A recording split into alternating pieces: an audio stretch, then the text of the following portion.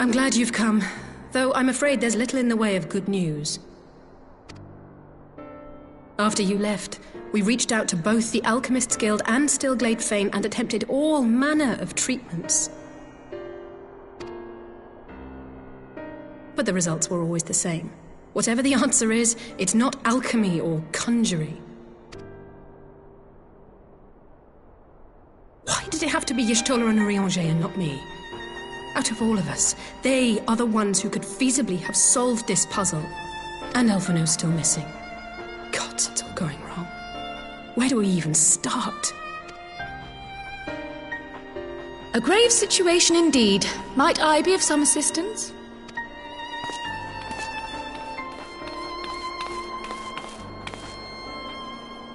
Cryle!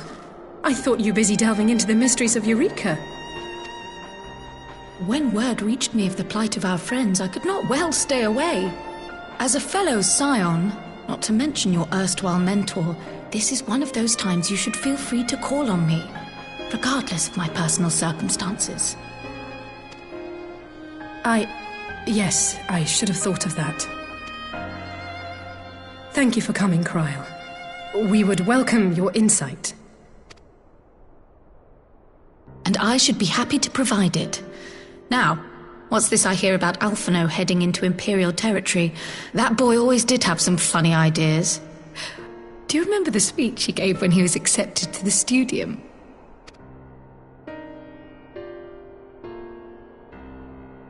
My life's goal is naught less than the salvation of this star.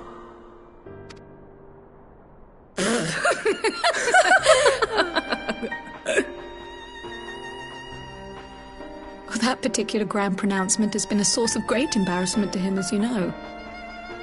But the fact of the matter is, he meant every word and has lived his life accordingly. Yes, he remains altruistic to a fault, but I'm worried he was too fixated on his goals to see the dangers, as has happened before.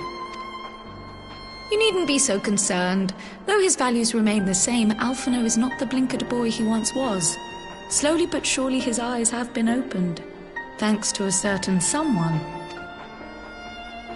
A certain someone whom he'd be mortified to learn had heard about his little speech. Mum's the word, eh? Right, I'd better have a look at our patients. They're in the infirmary, I assume. I'll need absolute quiet, so it would be best if I did this alone. If you'll excuse me.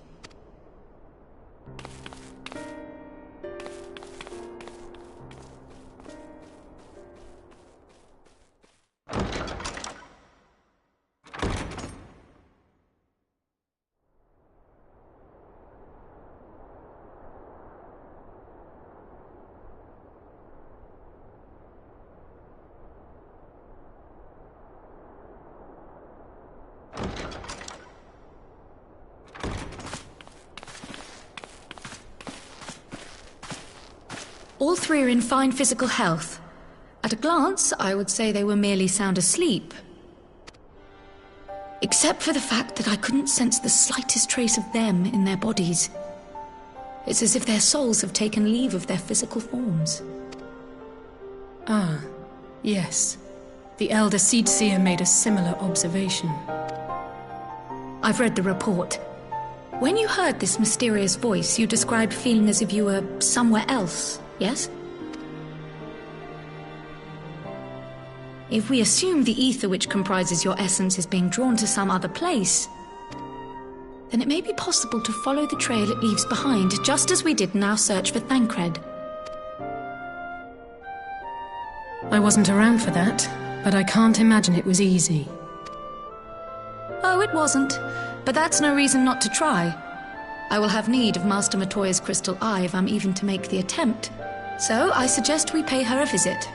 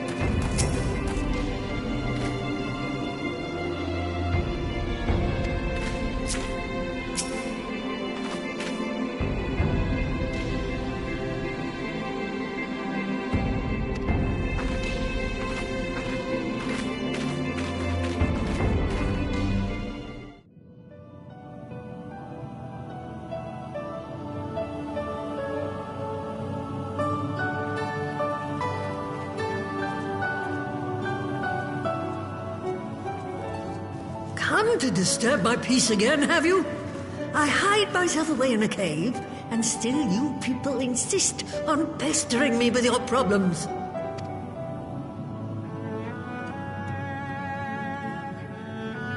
Oh, I mistook you for young what's-his-name, but I see now you're the sister. Weren't you supposed to be the lively one? I've seen happier faces at a rain-sodden burial.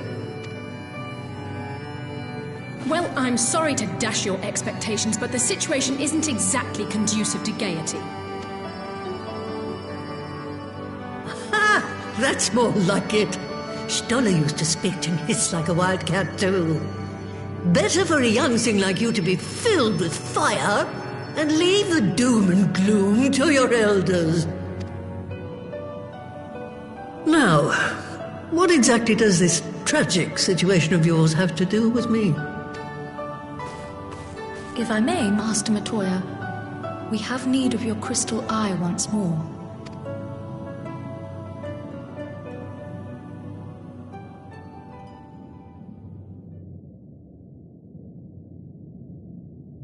And Stoller is one of the afflicted, is she? Very well. She may be an ungrateful stray, but she's my ungrateful stray, and I'll not see her buried before I am.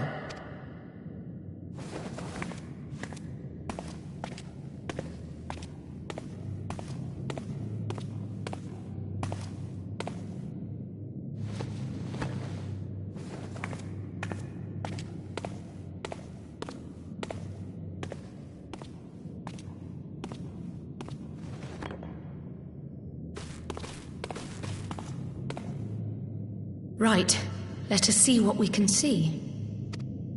I'll begin from where our friends first fell, and cast my senses out from there.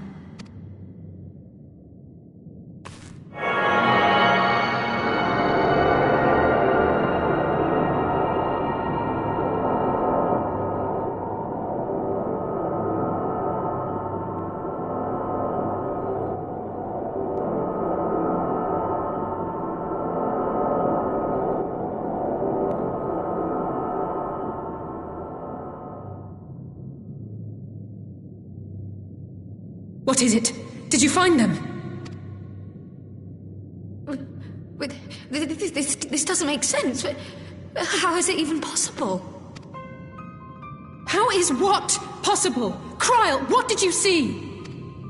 The threads, they just ended. And no, I didn't lose track of them. I followed them as far as they went. It's as if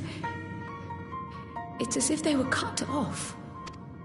Could their ether have dissipated if it had? Oh, gods! Their bodies are just husks. It's like the broodmother's daughter all over again. No, this is different. The Kalyana girl was already dead, body and soul, when Lakshmi effected her resurrection.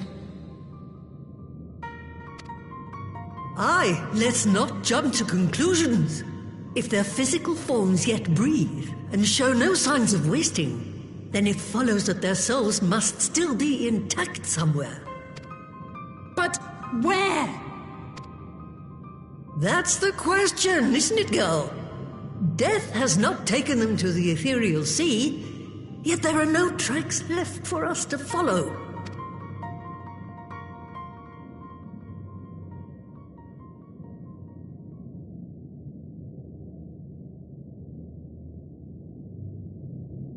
We're no closer to an answer than when we started. But knowing their souls are still out there is progress of a sort. We just have to keep looking.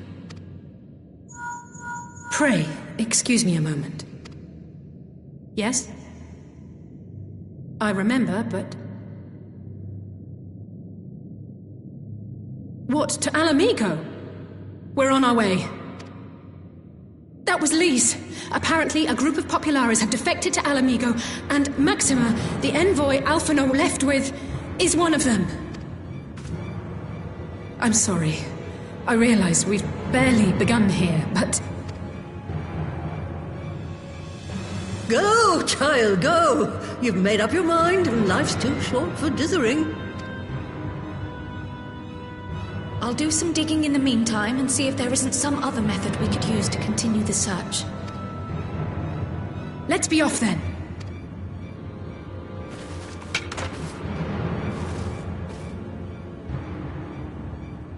Oh, not again. The enchantment barely seems to take these days. I chalk it up to old age, but I rather doubt it's that simple.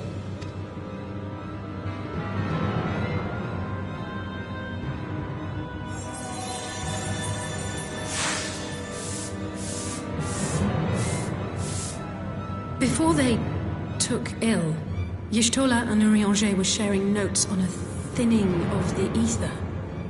It seems to be happening all over. Does it now? And here I was, all set to blame my woes on that creaking mountain of refuse clogging up the Thaliac.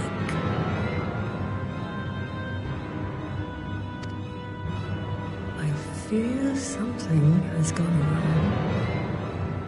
Still, there's naught to be gained from starting in shadows. You can only do what can be done, and that but one thing at a time.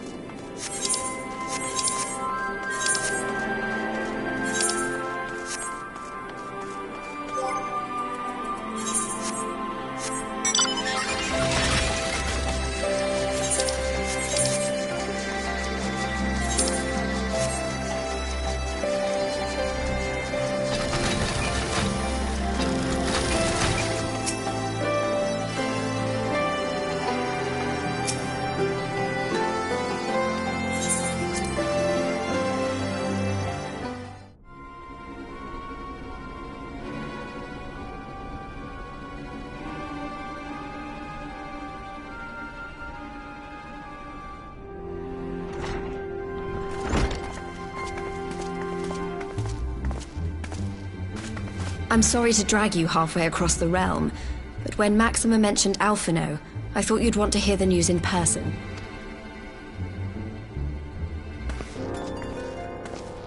Ah, we meet again. Though I was hoping our reunion would be under more auspicious circumstances. What happened to my brother? Where is Alphino? Never fear, my lady. Your brother was in fine health when I took my leave of him, and I have no reason to assume that has changed. You assume? If you will allow me, I shall endeavor to explain events. Our troubles began not long after we departed Doma. While crossing the burn, we were fired upon by the Emperor's personal guard and forced to make an emergency landing. As we stumbled from the wreckage, our attackers fell upon us again, and we would have perished there and then were it not for the intercession of a third party, a band of mercenaries whose leader claimed to pursue a vendetta against the Scions. This shadow hunter, as he styled himself, then escorted us out of the wastes to relative safety. Upon arriving back in civilization, I gathered my Populares colleagues and prepared to flee the Empire. Master Alphino, however, declined the invitation to join us, preferring to continue his investigation into the Ascian threat. Well, at least he's not lying in a heap in the burn. Tell us more about these Ascian hunters. Who are they? And is Alphino still with them? He is. As to who they are, I'm afraid I have nothing to tell you. Beyond the fact that they root out and destroy Ascians, they were unwilling to divulge anything which might serve to identify them.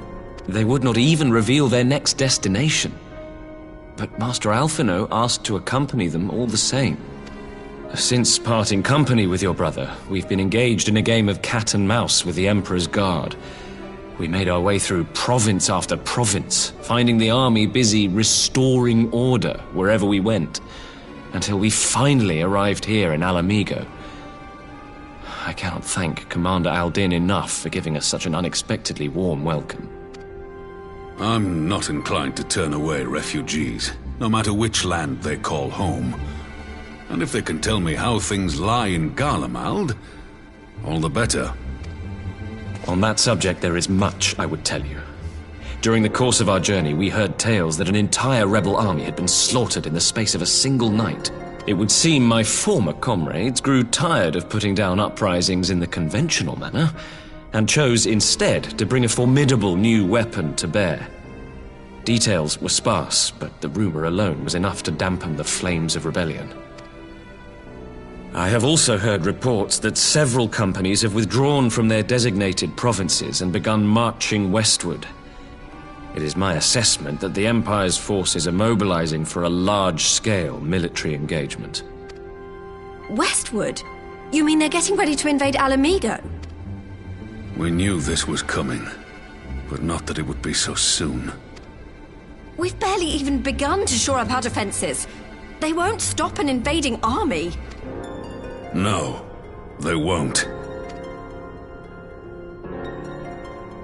Dispatch messengers to the Alliance leadership requesting reinforcements, and send word to our officers in the field to hasten completion of those border fortifications. Prepare to meet the Imperials head on! No matter how quickly we act, we still want for time. When the enemy comes into view, our best recourse will be to open negotiations with their commander, and see that the ensuing proceedings take as long as possible. Would you and Alize head to Doma and let Lord Hien know about this? I'm sure he'll want to hear about Alphino too. Consider it done. We'll send word when...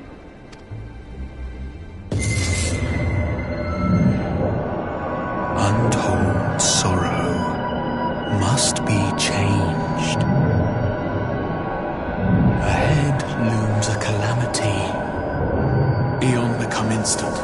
Throw wide the gates.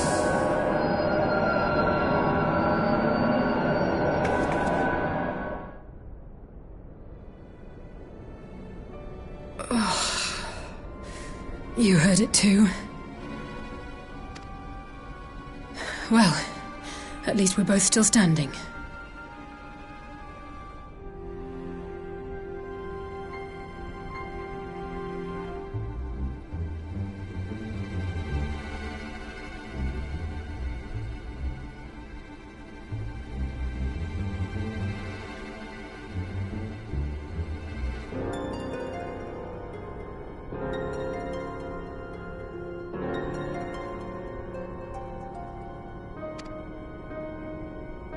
Oh, thank the gods. I thought we'd lost you for a moment there. Why does this keep happening? I wish I knew. Nothing we've tried has brought us any closer to an answer. We'll keep working on it. But first, we need to go and see Lord Hien.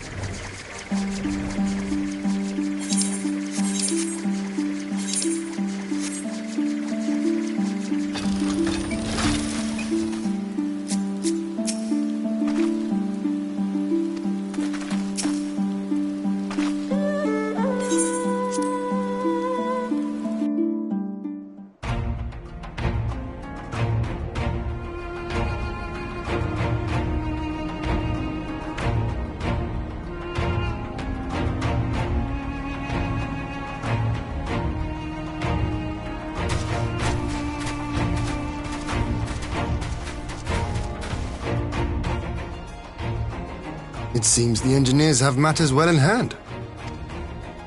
Should the barrier work as we intend, Doma will be free to reinforce her allies in Ala Mhigo without fear of weakening her own borders. Honored friends, the time has come to put your hard work to the test. Start the generator.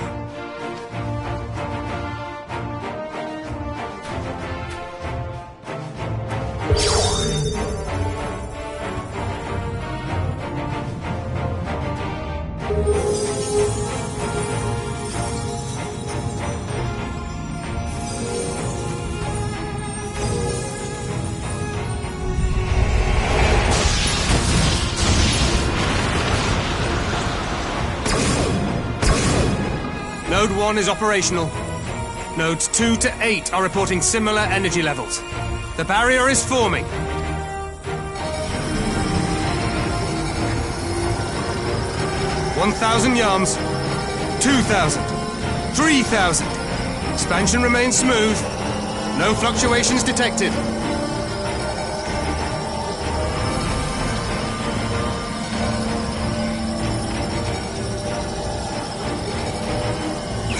$4,000. 5,000. Target altitude reached. The barrier is holding steady at 5,000 yards. We've done it.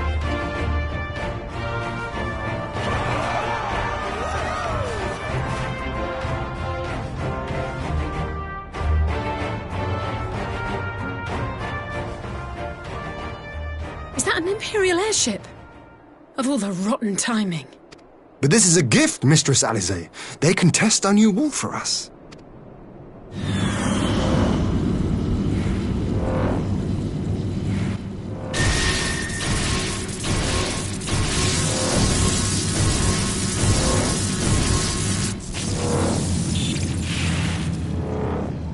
Seems solid enough, though I was hoping for a fireball.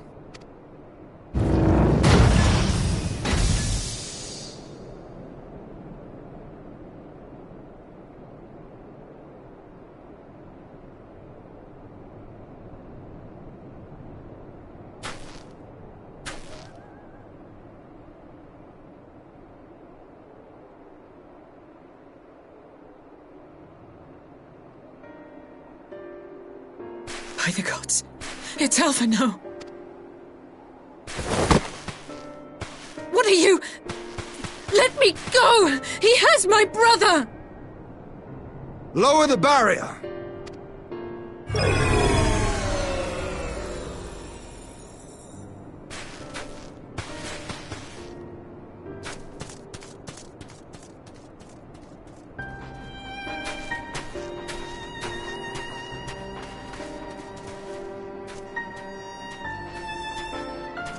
Be at ease, girl.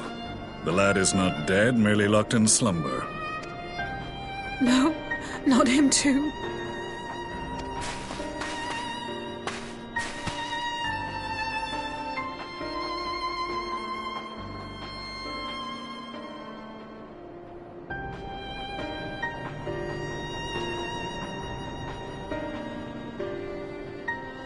We could identify no cause and found no remedy.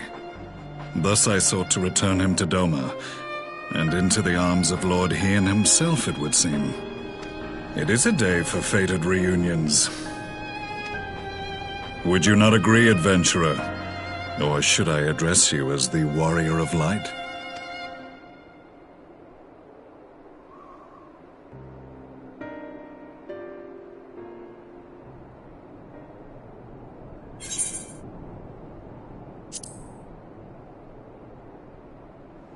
I, Gaius van Baelsar, the Black Wolf. That was the title I was given, one I have long since relinquished.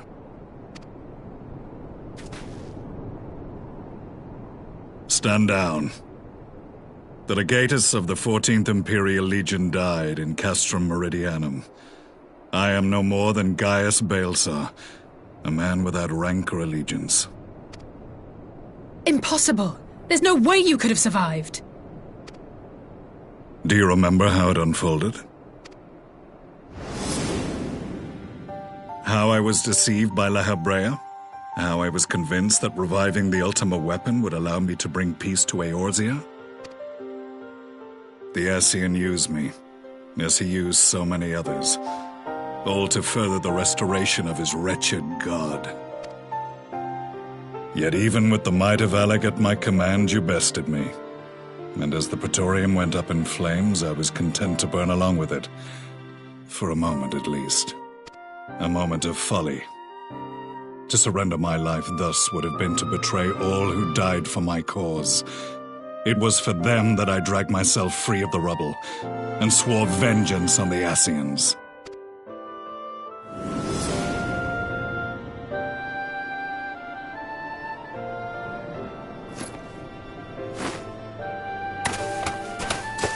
The Black Wolf has shed his pelt, never to return to Garlemald or her legions. I live now only to exact revenge.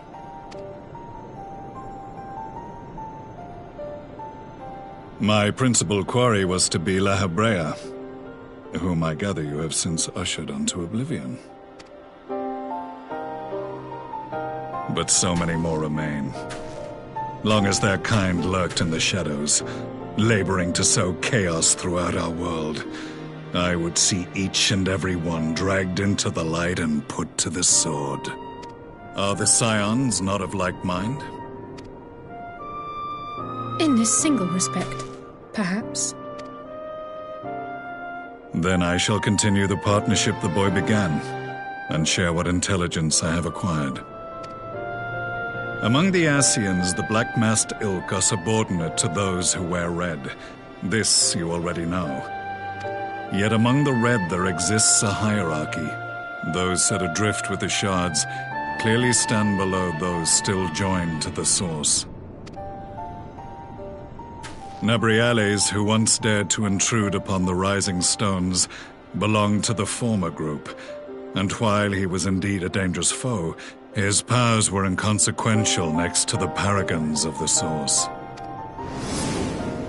The first was La Hebrea, who plagues us no more. There is also the white-robed Elidibus, and the elusive Emmet Selk, about whom little is known.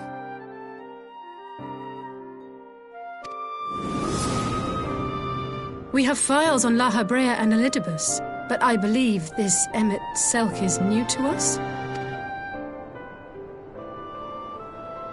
As I assume my brother told you, we have evidence to suggest that an Ascian now walks in the body of the Crown Prince. Have you identified this interloper? Elidibus seems the most likely culprit. As emissary, it is his role to maintain the equilibrium between darkness and light. Your many deeds in Hydaelyn's name have upset the balance, and I believe he seeks to restore it by throwing his considerable power behind the Empire. As a leader of the Ascians, he is one of our primary targets. It was on the trail of this very prey that the boy and I came across the scene of a failed uprising. In the absence of a single Garlean casualty, we inspected the bodies of the rebels, and the lack of any external injury drew my immediate attention. They had been slain by Black Rose, an alchemical invention of the Imperial Army. When I yet served as legatus, I ordered its production halted, and all stockpiles destroyed. Toxic gas is not a tool of conquest, but of extermination. Toxic gas? This must be the new weapon Maxima warned us about. Something deadly enough to sweep away all resistance in a matter of hours. Gods. You don't think they're planning to use this in Ala Mhigo, do you? Put your fears to rest. We infiltrated the production facility and destroyed all existing stores of the chemical along with the plant itself. Even should they rebuild the operation, they will not soon manufacture another batch. Regardless, I would draw your attention to a directive we discovered in the plant's records. The document was marked with a recent date and authorized with the signature of one Zeno C. Galvus.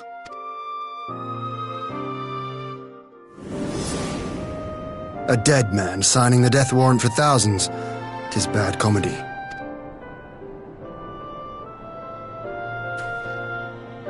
But the tale does not end there.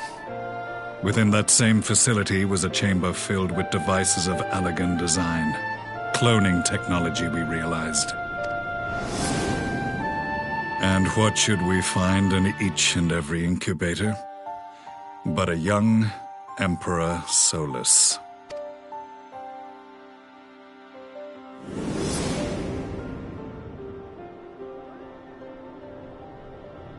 All of which prompts the question, were the Scions responsible for these abominations, or was it the will of the Emperor? I must know which hand guides the Empire. Though I have given up my rank, I am yet a son of Garlemald, and I will fight for the future of my homeland. It is time I return to the hunting of shadows.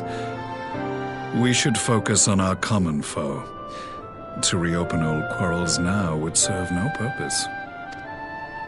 You saved my brother's life, so I'm willing to let sleeping dogs lie. But in truth, it's not my decision to make.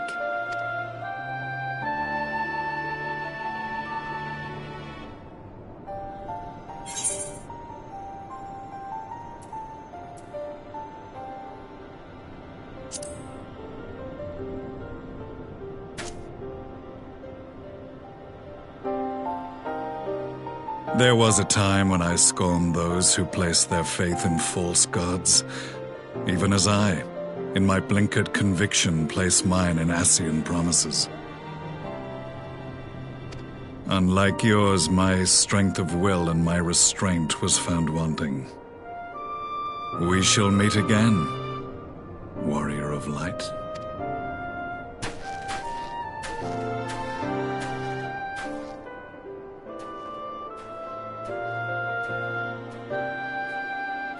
So that was the infamous Black Wolf. An unexpected ally, to say the least.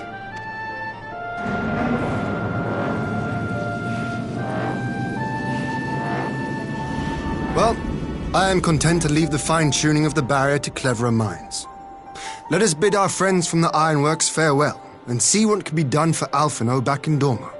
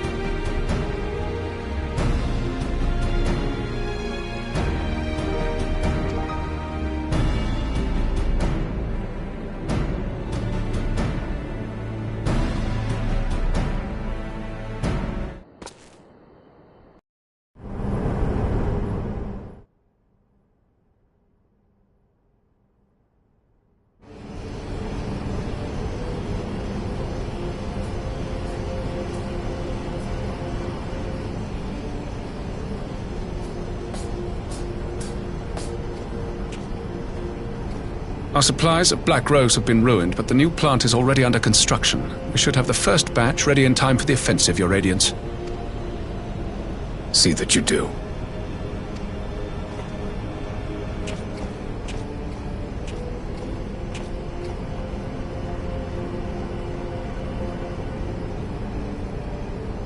Ah, yes, the infamous Black Rose. If I recall correctly, Gaius did not much care for the invention.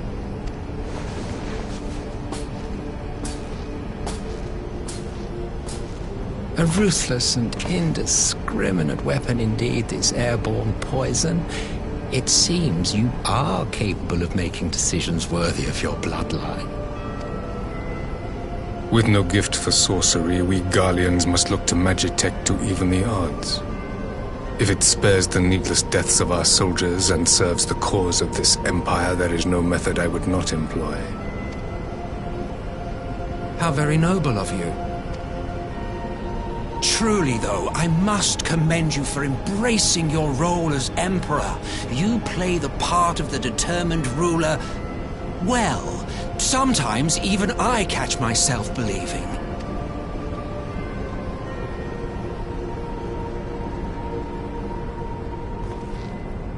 A silent agent of death.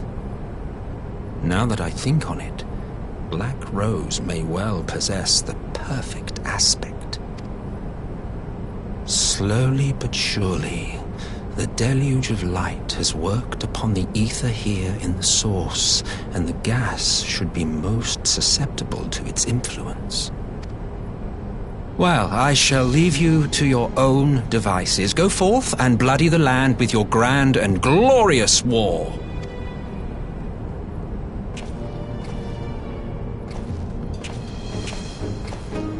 While you do what, precisely?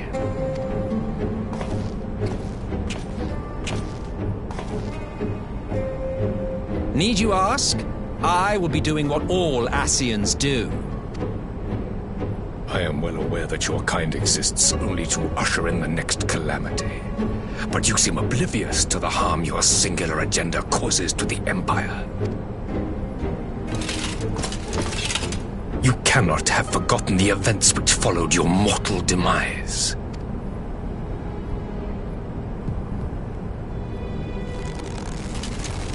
Our homeland was plunged into civil war for your failure to name a successor. The edifice you so carefully constructed was but a hair's breadth from collapse. Are you truly so naive? You thought me oblivious to the consequences of a departure so painstakingly timed? It was by design? Well, of course it was. Though I will admit the resulting panic exceeded even my wildest expectations. But how can you be surprised? Throwing the world into disarray was the very purpose for which this nation was, as you say, so carefully constructed.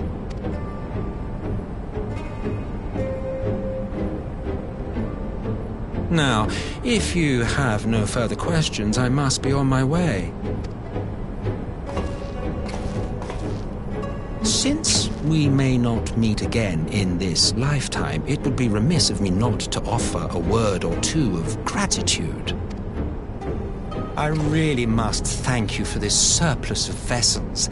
I can mold any host into my own image, but having bodies tailor-made for me in this fashion is so much less tiresome. You dabbled in elegant cloning techniques, yes? It certainly is a compelling, not to mention entertaining, field of research. And of all the options available, you chose the founding father on whom to experiment. You have a twisted streak to you, Varus. Like grandsire, like grandson, hey? If events play out as planned, this will become something of a family enterprise. You will be the capstone of this world, I the anchor and shard, and together we will give the lie to this star's fraudulent existence.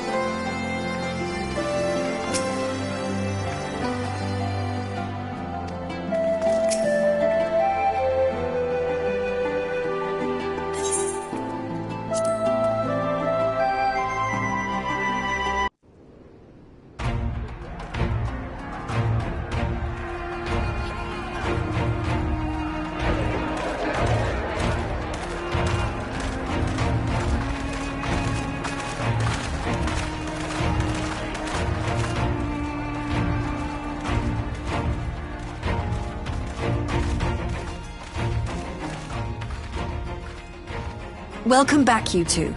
Greetings, Lord Hien. Glad you could join us. Glad to be here. I would have come sooner, were our own defense is not in question, but I am pleased to report that our soldiers are assembling for deployment to Ala Mhigo as we speak. We're grateful for your support. Thanks to the efforts of our allies, it won't be long before we've established defensive positions on this front as well.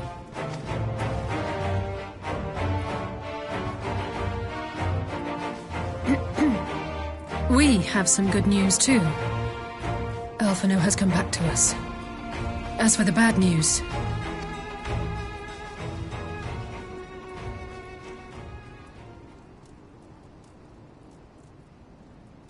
So, Alphino won't wake up, Gaius van Baelsar is alive and hunting Scions, and the Empire is planning to poison us all with toxic gas. Does that sound about right? Ordinarily, any one of those things would have left me in shock. But the way things have been lately, it's all starting to seem pretty normal. Getting back to your report, are we sure this Black Rose is the weapon Maxima was talking about? It fits the description. And it seems we have Alphino to thank for sparing us an early demonstration of its effectiveness. I have a feeling this won't be the last time his bravery in the Empire will serve us here in Eorzea. The threat of an unknown weapon has had us all on edge, but now that we know what we're dealing with, we can take steps to defend against it. As for Gaius, I'm not sure what to think. Am I happy he's alive? Not in the slightest. Am I happy he's hunting Scions? Aye, I'd have to say I am. Oh, speaking of Garleans you didn't expect to see, we have a tale of our own, as it happens. When we sent envoys to the Imperial Army to request talks, they returned with the message that Varys Zos Galvus would be attending. The Emperor himself. Well, Varys did sanction the Popularis peace mission. But knowing that an Scion walks in his son's skin, I do not see how we can trust him or anyone from that nest of vipers. The Alliance would proceed with negotiations regardless, if only to give ourselves more time to prepare. We do, however, require your cooperation. Right. Yes. So, as a condition for the talks to go forward, the Empire has requested that a member of the Scions be present. There'll be a representative from each Alliance nation, of course, but I'm afraid we have to ask that you come along too.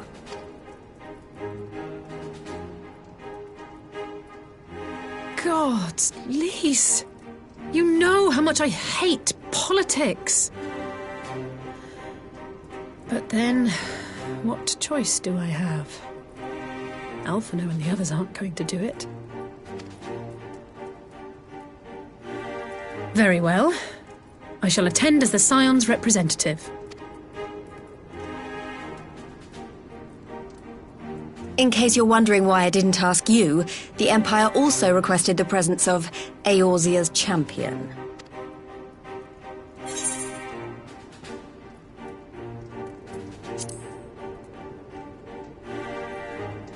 Oh, you're not, are you? Come on, if Alizé can put on a brave face, then so can you. Now, we don't know what Varys means to bring to the table, or why he wants you there, but having you close at hand should make all the difference. The meeting will take place on the border. Anticipating an early assault, we mean to position the bulk of our forces nearby. The Alliance leaders should already be on their way. Once you're ready, we can head out and join them.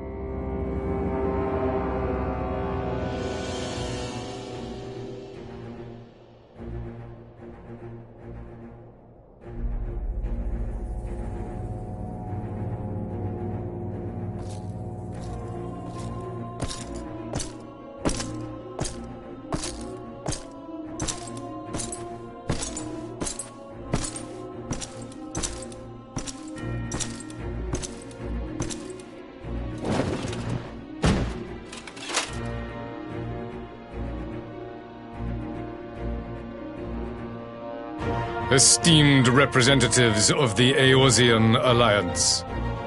On behalf of the Garlean Empire, I thank you for inviting me here today. As this parley was convened at your request, I invite you to speak first. Very well, Your Radiance. I, Nanimo Ulnamo, 17th in the line of Ul, should be pleased to oblige you. As recent events in Ala Mhigo and Doma have made plain, the subjugation and exploitation of neighboring nations is not a sustainable policy.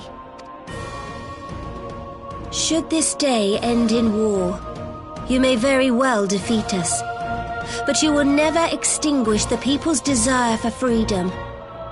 Though it may not be in our lifetime, there will be another revolution, another war, and the cycle will continue. Doma has entered into a concord with the nations of Eorzea, a partnership wherein we recognize one another as equals. Garlemald could be afforded similar treatment. You need only set aside your ambitions and join us in paving a path towards peace.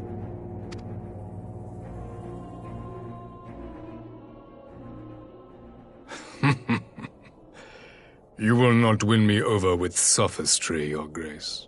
As you know only too well, this alliance lacks the strength to keep the peace within its own borders. Even now, your struggles with the beastmen continue unabated. Divided, you sow this fertile soil with the seeds of your differences and reap naught but discord and chaos for your trouble. Eorzea must be united under one leader, one purpose. I would offer you both and bring an end to your strife. With all due respect, Your Radiance, the only thing that you offered the people of Ala Mhigo was fear and hopelessness. The citizens of Doma can also attest to the meager arms of imperial rule. There is no purpose to be found in a life of oppression, each day more uncertain than the last. Our people are willing to die for their freedom. A great many already have, and countless more will, if we don't put an end to this madness here and now.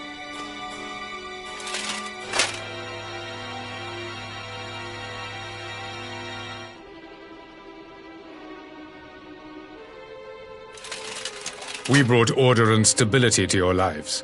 This madness and bloodshed is of your own making. You broke the peace, not Garlemald. Peace. Order. You kill our peoples, despoil our lands, take everything that is ours. And what? You expect us to lick the boot that grinds our faces into the dirt?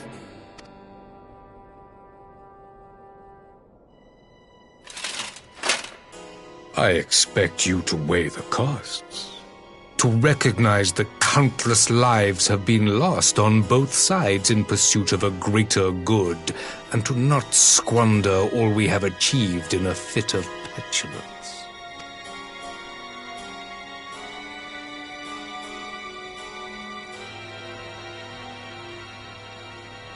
Your Radiance, I fear I can personally attest to the dangers of pursuing one's vision with such righteous fervor. For 1,000 years, the Holy See of Ishgard waged war with dragons. 1,000 years of sacrifice, of sorrow and hate, in which we bathed in the blood of friend and foe alike. Had it gone on any longer, we may well have drowned. Yet we have chosen to raise ourselves out of this bloody spiral, and have since made peace with our former enemy.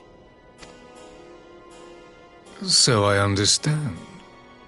No doubt the dragons were more receptive to your overtures in the wake of their leader's demise.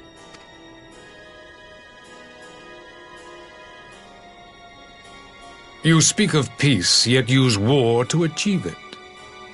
Your father would not have bothered to obscure his intent with honeyed words. He understood that strength is all that matters in the end.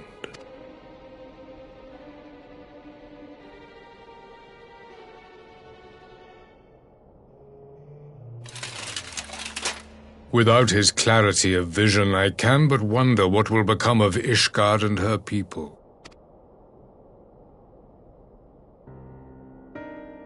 There was a time when Garlemald too lacked a leader of conviction. Weak and unable to wield magic, we were at the mercy of the strong from whom we sought refuge in the bitter cold of the north. Were it not for the discovery of ceruleum and the subsequent development of magitech, we might never have gained the power to take back that which was rightfully ours.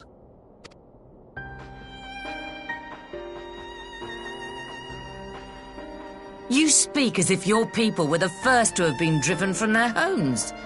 Limsa Lominsa was built by wayward souls in search of a place to call their own. On the shores of Vilbrand we found it, and from those humble beginnings did we grow and flourish. And all without robbing our neighbours of their liberty.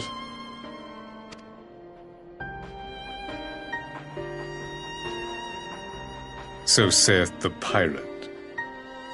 Am I to believe that you simply asked the kobolds to yield up their lands and that they were happy to oblige you? That you did not drive them out like rats in the hold of one of the many ships seized by your privateers?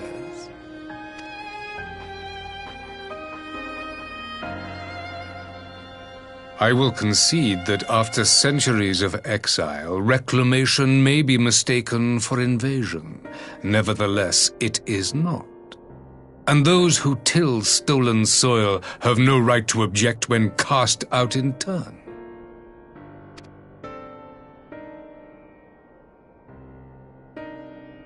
Your uncompromising nature rivals that of the Ixal. They too lament circumstances which they themselves perpetuate. Were they but to embrace peace, we would welcome them with open arms. Indeed, some few have done just that, and now receive of the 12's Wood's bounty. Would that your people might learn from their example.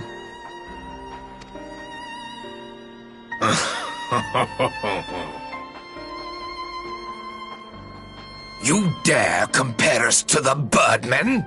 You who thought to invoke the 12 and threaten all of creation?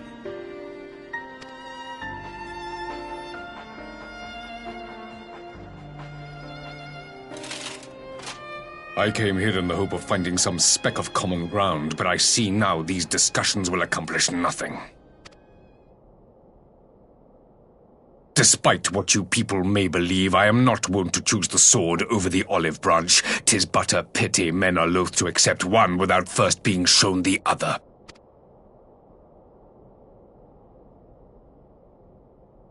Wait, I beg you.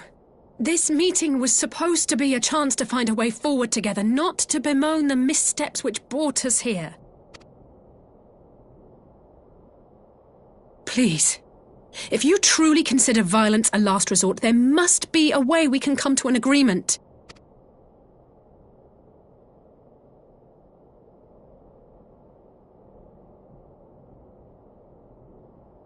As Mistress Alisaie says, we did not come here to bicker over the past, but to discuss how we might strive towards a brighter future.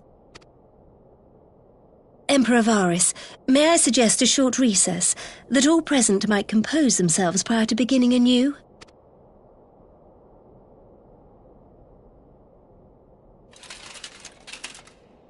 Very well. I pray this intermission will suffice to move these talks in a more constructive direction.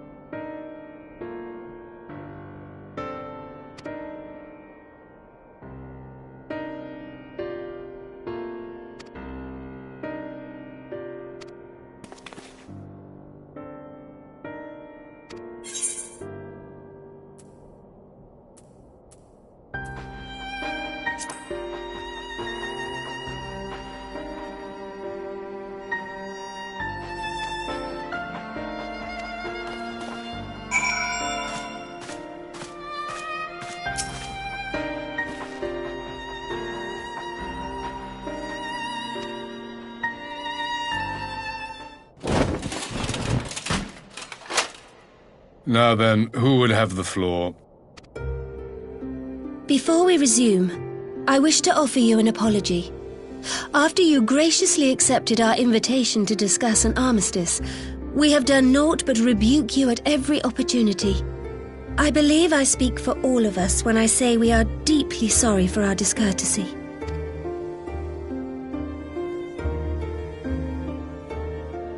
I'll admit your familiarity with our affairs surprised me, and served to remind me how little I know of yours. I think all here can understand the desire to reclaim one's homeland. But why expand further? That is my question. If I may, the answer can be found in the Imperial doctrine they took great pains to impart to my people. Recognizing the threat icons posed to the world, Solus Zos Galvus decreed that they were to be eradicated. To this end, he began a campaign to unite all lands under the Garlean banner. Or so we were taught.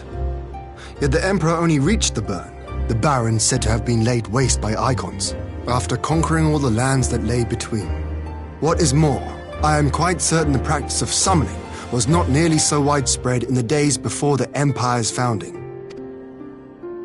When you put it like that, it all starts to sound like an excuse, doesn't it? But to distract from what? Why are you really waging this war?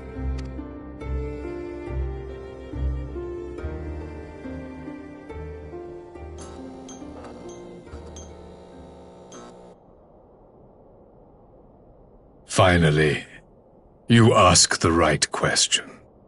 I can but hope you heed mine answer and at last accept the righteousness of our cause. My goal is this: to return the world to the way it once was, the way it was always meant to be. In doing so, mankind will be made whole once more.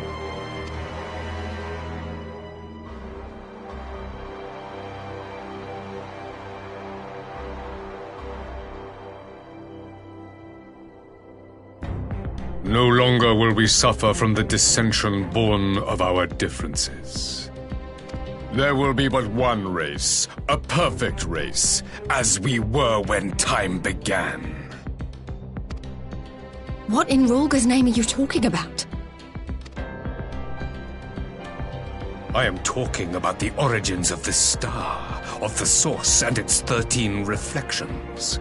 At the instant of the great sundering, 'twas not only the world that was shattered, but mankind itself. Thus were we divided into myriad races, each with its own unique imperfections. That is why man looks upon his neighbor and feels fear and hatred, why he wages war, why he kills his brother. You all in your own way have proven as much today. The peace you seek is but a fleeting solution to a fundamental problem. One which calls for more drastic measures. To bring about everlasting peace, our worlds must be rejoined.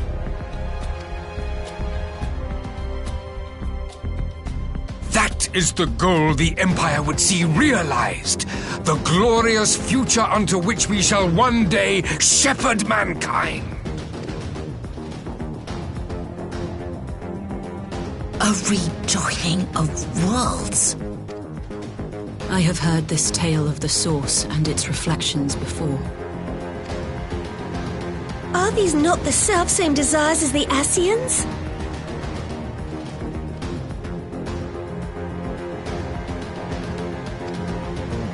Emperor Varys! Do not trust in their words. They will lead you to your doom. My father thought to use them, but in the end he succumbed to their temptations. He embraced summoning like so many other pawns before him. Do not tell us you mean to do the same.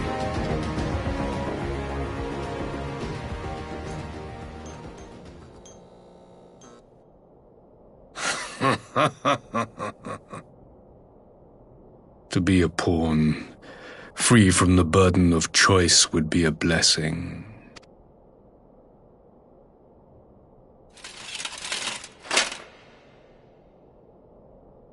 But I forswore that privilege the day I learned that the Garlean Empire was built by the hand of an Scion. What?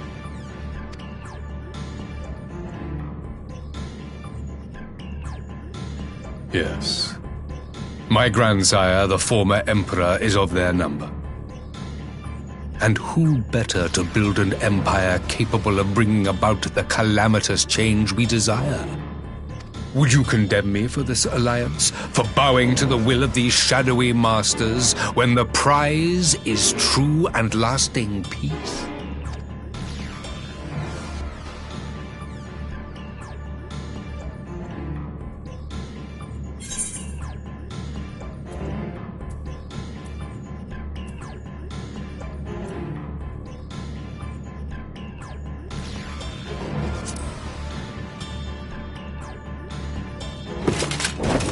I come not to conquer, but to liberate. To free man from the prison of divergence. Imagine a world united. One perfect race beneath a single standard. An army before whose might these servants of darkness and light would fly as leaves in a storm, never again to meddle in man's affairs. We would be the masters of our own fate. I bid you join me, not as subjects of Garlemald, but of a new nation.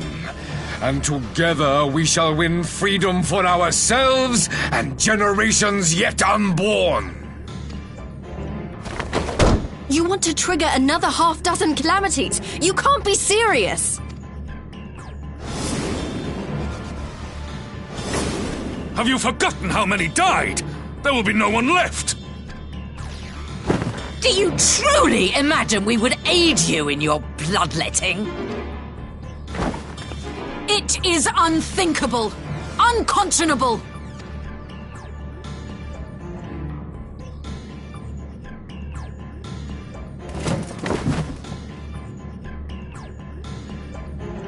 And what is the alternative?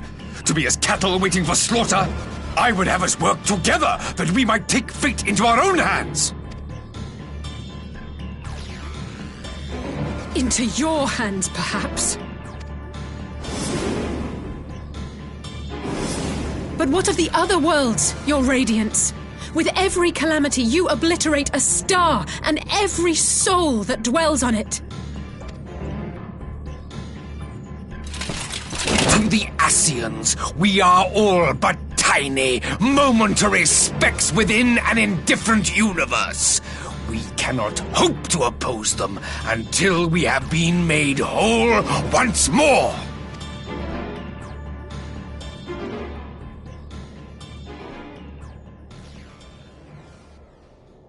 Are these truly the words of Garlemald's ruler?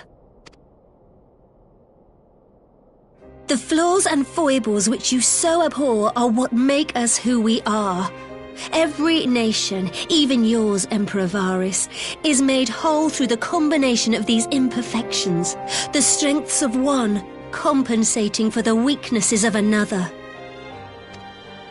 While it is true that man succumbs all too often to anger and avarice, he may yet overcome his baser instincts through the forming of bonds with others, fostering community and cooperation. that the protector of an empire should not only reject these fundamental truths, but seek to change them at so dear a cost to life is indefensible. Such a man is not fit to govern.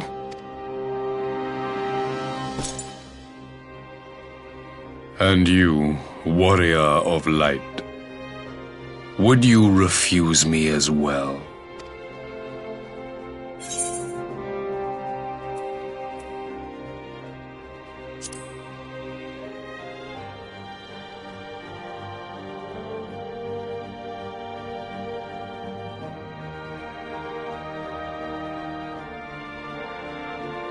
It would seem the Alliance is of one mind on this matter.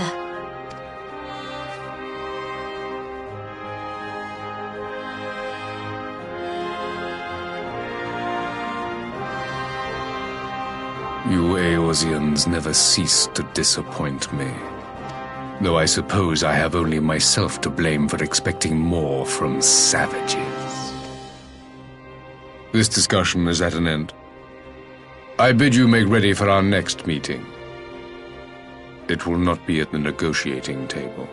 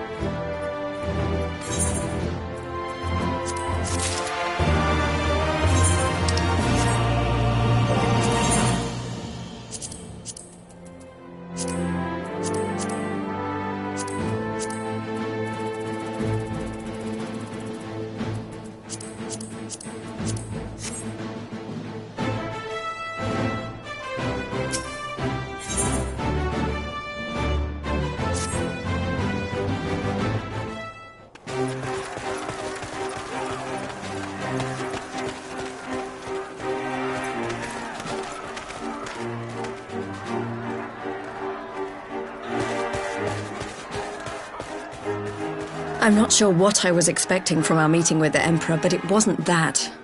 Still, at least we know now what he's really after. Aye, a future built on a mountain of bodies. I too want the Scions dead, but not at any cost. The last of the reinforcements from Dorma arrived not long ago. I pray it will be enough. Given the Emperor's stated goal, this is a battle we can ill afford to lose.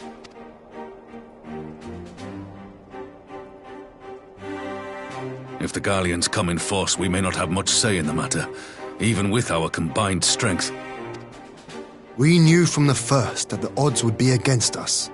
But if there is even the slightest chance of victory, we must do everything in our power to seize it.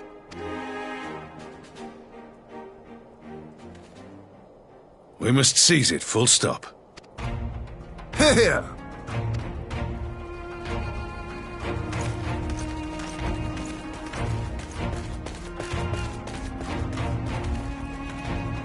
The two of you are to join an irregular unit and support the main host. I won't bother asking if you're minded to fight. After coming this far, how could I not? And for once, there's no one around to countermand me. Not that they would. Not even my brother. But we all know who really make the difference. Ready to frighten some Garleans? I wouldn't want to be on their side. Might I ask you to accompany the Dorman contingent? They are strangers here, and your presence would do much to raise their spirits.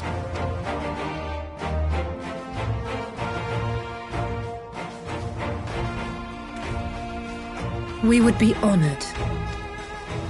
When our people stride out with you in their midst, I dare say the Eorzeans will feel an ilm taller themselves.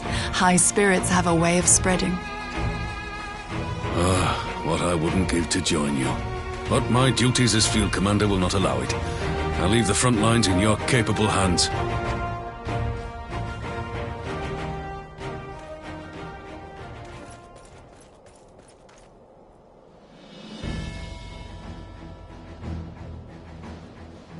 Comrades, ready your arms. The hour of battle has come. May the crystal guide us to victory!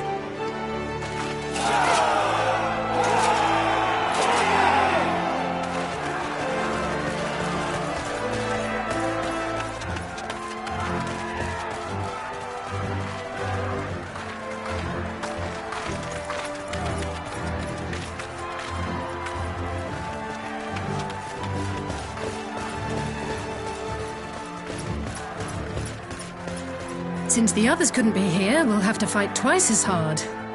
If Alphino wakes to find the Imperials have won, I shall never hear the end of it. It's strange. I thought I would be terrified when the fighting started. I should be terrified. But with you at our side, I can't help feeling everything is going to be all right. So please, don't you dare leave me alone.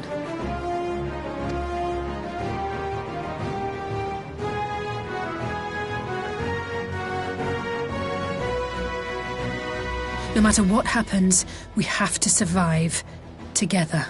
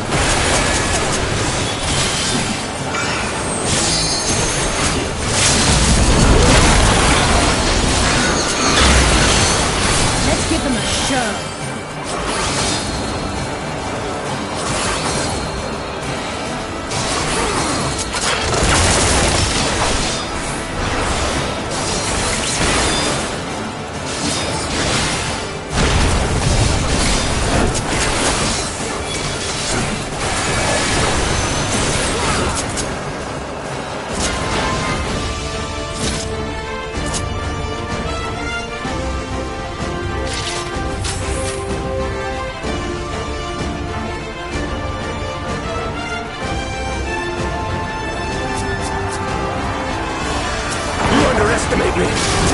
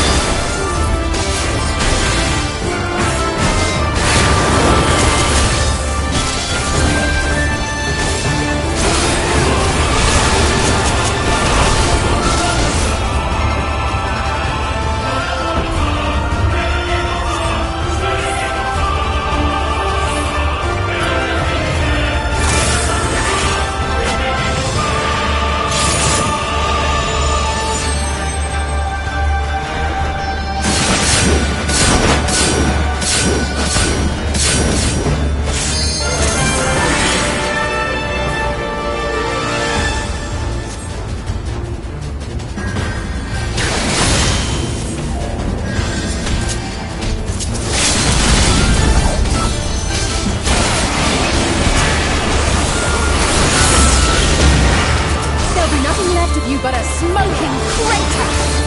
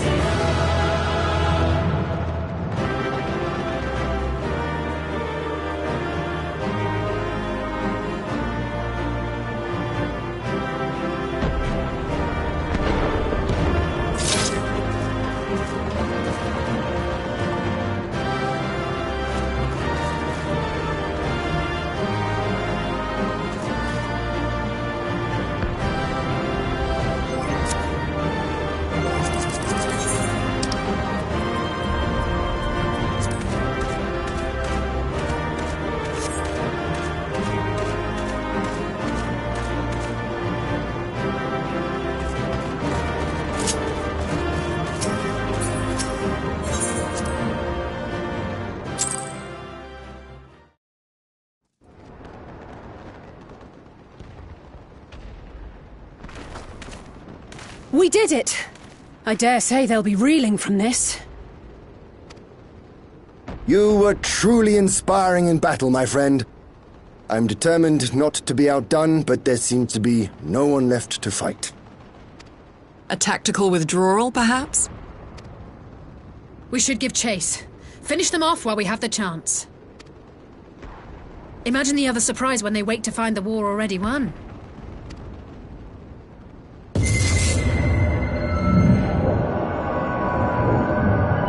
The light will expunge all life.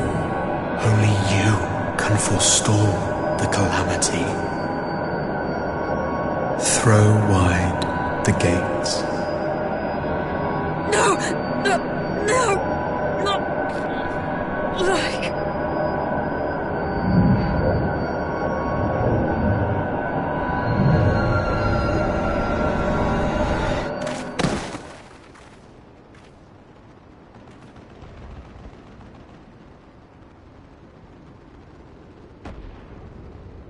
Oh no. Don't tell me. Are you all right?